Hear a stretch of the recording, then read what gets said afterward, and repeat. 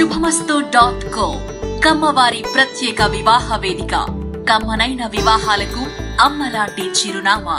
కలలు కనడమే కాదు, వాటిని సాధించినప్పుడే నిజమైన విజయం. వ్యాపారంలోకి రావాలని, సత్తా చాటాలని చాలా మంది కలలు కంటూ ఉంటారు. కానీ బిజినెస్ లో సక్సెస్ అవ్వడం అంత ఈజీ ఏమీ కాదు. ఎన్నో సవాళ్లు, మరెన్నో ఆటంకాలు ఎదురవుతూ ఉంటాయి. ఇక కొన్ని రంగాల్లోనైతే విదేశీ కంపెనీలతో పోటీ పడాల్సి ఉంటుంది. అలాంటి సమయంలో ఎదురయ్యే ఇబ్బందులు మామూలుగా ఉండవు. అయినా వాటిని కూడా ఎదుర్కొని సక్సెస్ అయితే ఆ మజాయే వేరు. అలాంటి ఒక వండర్ఫుల్ కమ్మ బిజినెస్ మ్యాన్ గురించే ఇప్పుడు మనం చర్చించుకోబోతున్నాం.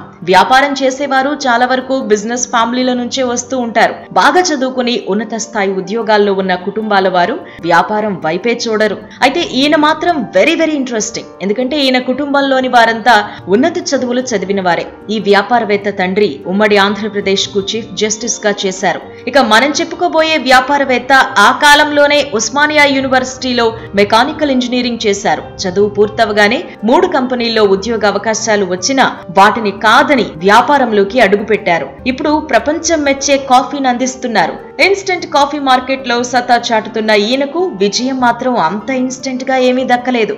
ఎంతో కష్టపడి ఈ స్థాయికి చేరుకున్నారు. కాఫీ రంగంలో స్ట్రాంగ్ బిజినెస్ మ్యాన్ గా పేరు తెచ్చుకున్నారు. ఆయనే కాంటినెంటల్ కాఫీ అధినేత చెల్లా రాజేంద్ర ప్రసాద్. కమ్మ కులంలో జన్మించిన సూపర్ బిజినెస్ మ్యాన్. చెల్లా కొండయ్య, చిన్నమ్మ దంపతులకు 3వ సంతానంగా జన్మించారు రాజేంద్ర ప్రసాద్. వీరి స్వగ్రామం అనంతపురం జిల్లా తాడిపత్రి దగ్గరలోని చెల్లవారిపల్లె. రాజేంద్ర ప్రసాద్ తండ్రి కొండయ్య ఉమ్మడి ఏపీకి చీఫ్ జస్టిస్ గా పనిచేశారు. ఆయన ఉన్నత విద్యావంతుడు కాబట్టి పిల్లల్ని కూడా బాగా చదివించారు. అలా రాజేంద్ర ప్రసాద్ ఉస్మానియా యూనివర్సిటీలో మెకానికల్ ఇంజనీరింగ్ పూర్తి చేశారు. చదువులో దిట్ట కావడంతో డిగ్రీ పూర్తవగానే ఉద్యోగాలు వెతుక్కుంటూ వచ్చాయి. అయినా వాటిని కాదని వ్యాపారం ప్రారంభించాలనుకున్నారు. తన తండ్రి స్నేహితుడు, కోయంబత్తూర్కు చెందిన ప్రముఖ వ్యాపారవేత్త జీడి నాయుడు గారే ఈయనకు ఆదర్శం. చదువు పూర్తవగానే తన తండ్రి ముందుకెళ్లి మనసులోని మాట చెబితే ఆయన సీరియస్ అయ్యారట. వ్యాపారం అంటే మాటలు కాదు, దానికి ఎన్నో విషయాలు కలిసి రావాలి అని చెప్పారట.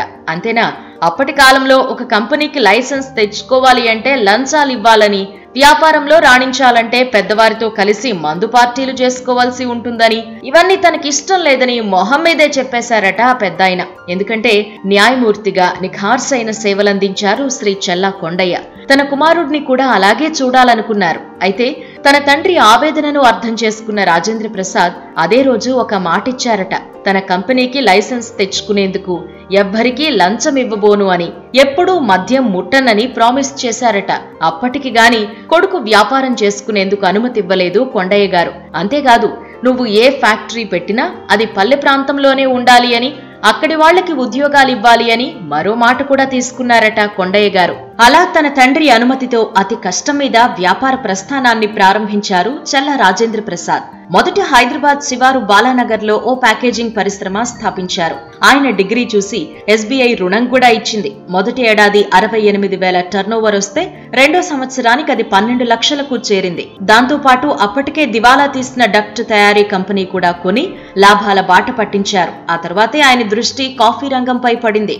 అప్పట్లో డాలర్ మార్గంతో జరిగే వాణిజ్యంలో పెట్రోల్ తర్వాతి స్థానం కాఫీదే. దాని వినియోగం పాశ్చాత్య దేశాల్లోనే ఎక్కువ కాబట్టి ఆ విలువ. కానీ మన దేశం నుంచి వాటిని కేవలం గింజలుగానే అమ్ముతుండేవారు ఆ రోజుల్లో. అందువల్ల పెద్దగా లాభాలుండేవి కావు.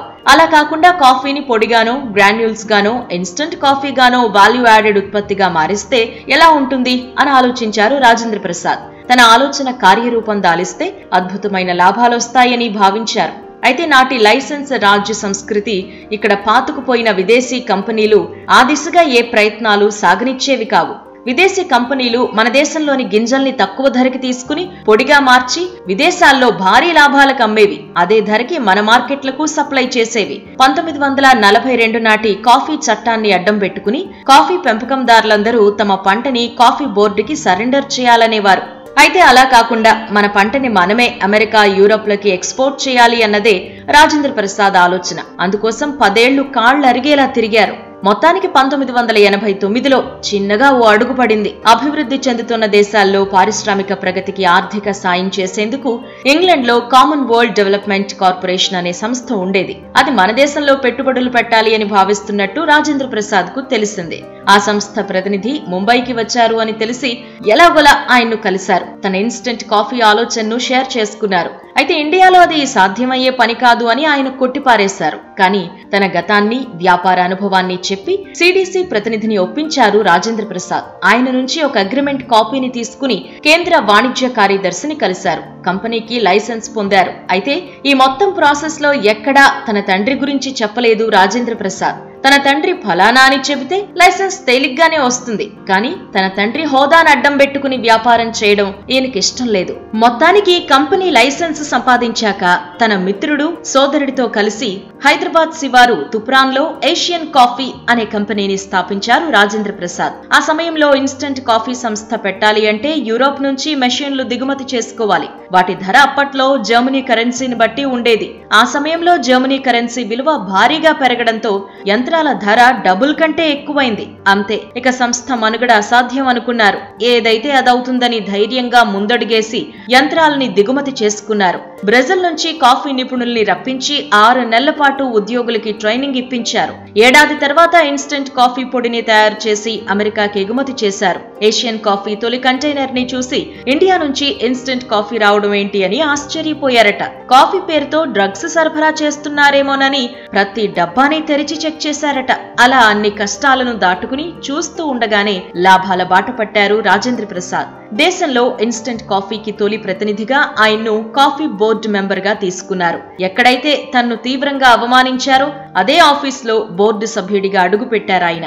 వరుసగా 3 సార్లు సభ్యుడిగా కొనసాగారు. ఈయన హయాంలో కాఫీ చట్టాల్ని సమూలంగా మార్చే ప్రయత్నం చేశారు. సక్సెస్ కూడా అయ్యారు. వ్యాపారమంతా బాగా సాగుతోంది అనుకున్న సమయంలో కంపెనీలో ఒక కుదుపు మొదలైంది. తన మిత్రుడు రాజేంద్ర ప్రసాద్ తో విభేదించాడు. ఈ నేపథ్యంలో ఏషియన్ కాఫీని టాటా కంపెనీకి అమ్మేశారు. వ్యాపారం నుంచి బయటకొచ్చేశారు. అయితే అప్పటికే రాజేంద్ర ప్రసాద్ కాఫీ రుచి చూసిన అమెరికా, యూరోప్ ట్రేడర్లు ఆయనపై ఒత్తిడి తెచ్చారు. సొంతంగా కంపెనీ తెరవాలి అని సూచించారు.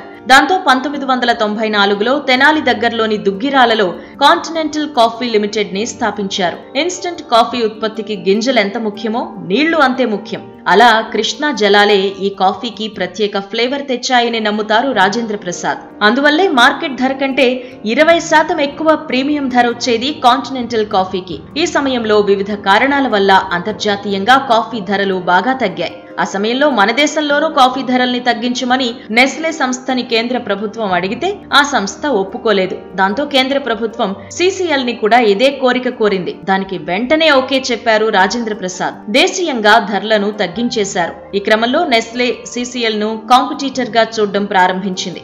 వీరి నుంచి కాఫీ పొడిని తీసుకోవటం మానేయడమే కాదు, ప్రపంచవ్యాప్తంగా ఇబ్బంది పెట్టింది. భారత్లోనూ నెస్లే ప్రొడక్ట్స్ ను తక్కువ ధరకు అమ్మడం, విదేశాల్లోనూ ఇలా అడ్డంకులు ఏర్పడడంతో సిసిఎల్ కు భారీగా నష్టాలొచ్చాయి. ఆ నష్టాలను పూడ్చుకునేందుకు లండన్లోని కంపెనీని కూడా అమ్మేశారు రాజేంద్ర ప్రసాద్. ఆ సమయంలో ఒక వినూత్నమైన ఆలోచనతో మరో ముందడుగేశారు. నెస్లే టచ్ చేయని ప్రాంతాల్లో తన వ్యాపారాన్ని విస్తరించుకున్నారు. ఆ వ్యూహం ఫలించింది. సంస్థ మరింతగా దూసుకెళ్లింది. గత 18 ఏళ్లలో 10 దేశాలకు విస్తరించింది సిసిఎల్. భారత్ నుంచి ఇన్స్టెంట్ కాఫీ ఎక్స్పోర్ట్ చేసే నంబర్ 1 బ్రాండ్ గా మారింది.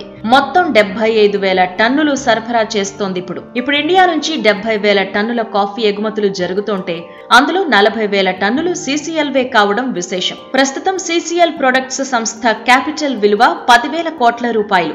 ఇన్స్టెంట్ కాఫీ రిటైల్ మార్కెట్ లోనూ వీరిదే పైచేయి. వ్యాపారంలో ఈ స్థాయికి ఎదిగినా తన మూలాలను మాత్రం మర్చిపోరు రాజేంద్ర ప్రసాద్. ఇప్పటికీ తన సొంతూరికి, తనను నమ్ముకున్న వారికి అండగా నిలుస్తూనే ఉంటారు. కంపెనీ స్థాపించిన నాటి నుంచి లాభాల్లో 20% సేవా రంగానికే ఉపయోగిస్తున్నారు. హుద్హుద్ తుపాను సమయంలో ఆంధ్రప్రదేశ్ ప్రభుత్వంతో కలిసి కంపెనీ తరపున 120 ఇళ్లు కట్టించారు. సొంతూరు చెల్లావారిపల్లెలో నిరుపేదల కోసం 70 దాకా ఇళ్లు నిర్మించారు. అక్కడ ప్రభుత్వ పెన్షన్ కి అర్హత లేని పేదలకి ప్రతి నెల ఆర్థిక సాయం అందిస్తున్నారు. సిసిఎల్ ఉద్యోగుల పిల్లల చదువుల బాధ్యతలు స్వీకరించారు. పెళ్లిళ్లు చేస్తున్నారు. ఇలా తోచిన సాయం చేస్తూ తన తండ్రికిచ్చిన మాటను నెరవేరుస్తున్నారు రాజేంద్ర ప్రసాద్. అటు వ్యాపారం, ఇటు సేవా రంగంలో ఎంతో పేరు తెచ్చుకున్న రాజేంద్ర ప్రసాద్ కు ఇటీవల హురున్ బిలియనీర్ల జాబితాలో కూడా చోటు దక్కింది. హురున్ కమ్మ బిలియనీర్ల జాబితాలో 36వ స్థానంలో నిలిచారు. ఎన్నో కష్టాలను ఎదుర్కొని ఈ స్థాయికి చేరుకున్న రాజేంద్ర ప్రసాద్ అందరికీ ఆదర్శప్రాయుడే.